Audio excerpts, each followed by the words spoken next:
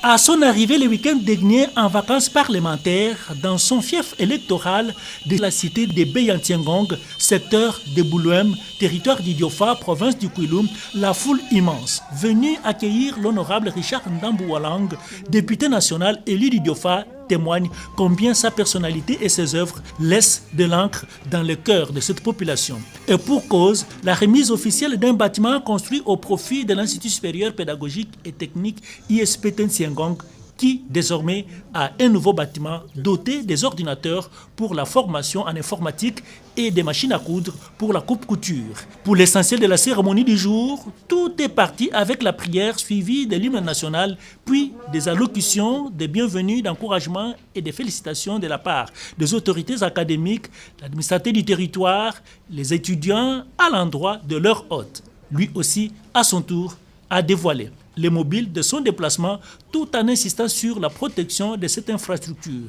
et l'unité de tous. Cette dotation en matériel informatique et machine à coudre est le geste de l'honorable Richard Ndambou à travers sa fondation Fondrem. C'est une œuvre scientifique et sociale qui vient enrichir la liste de plusieurs autres actions sociales et philanthropiques déjà réalisées ici et là en faveur de la population d'Idiofa. Les mêmes types de bâtiments et matériel informatique ainsi que des machines à coudre ont été construits et remis à Mbéou, à l'ISP Eolo, à l'ISP Mangaï, ainsi qu'à l'Institut médical Istem Ipamou.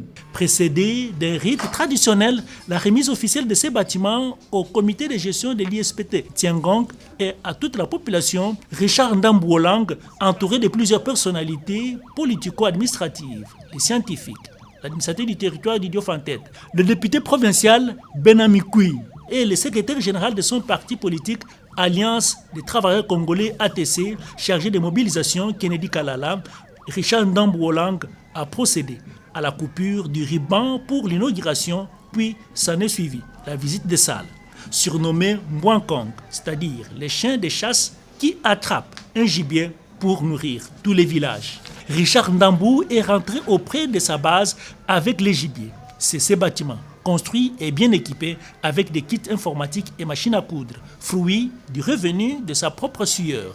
Avec cette formation en informatique et en coupe-couture, c'est une facilité pour la création d'emplois et de richesses pour les jeunes et combattre le chômage, plébiscité, patriarche, icône, fédérateur de toutes les tendances d'Idiofa de par son expérience politique, seul leader d'Idiofa ayant son propre parti politique, ATC. Richard Ndambou ne cesse de marquer les empreintes et toucher le cœur de toute la population d'Idiofa avec admiration. Préoccupé par les érosions qui menacent tous les territoires d'Idiofa, l'honorable Richard Ndamboualang, avant de quitter les lieux, a visité les têtes d'érosion qui menacent tous les 4 coins du territoire d'Idiofa, mais aussi les différentes érosions dans la cité de Tiangong, au bord d'être coupées en 2 parties.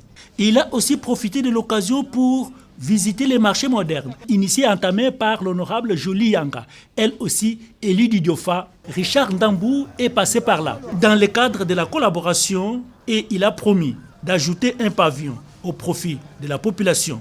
En guise de reconnaissance, Richard Ndamboualang est revenu pour une fois remercier la population d'Idiofa pour son élection à la députation nationale en 2018. Un taureau et un portrait de son image lui ont été offerts par cette population comblée de satisfaction et qui se retrouve en ses œuvres. L'ambiance était festive.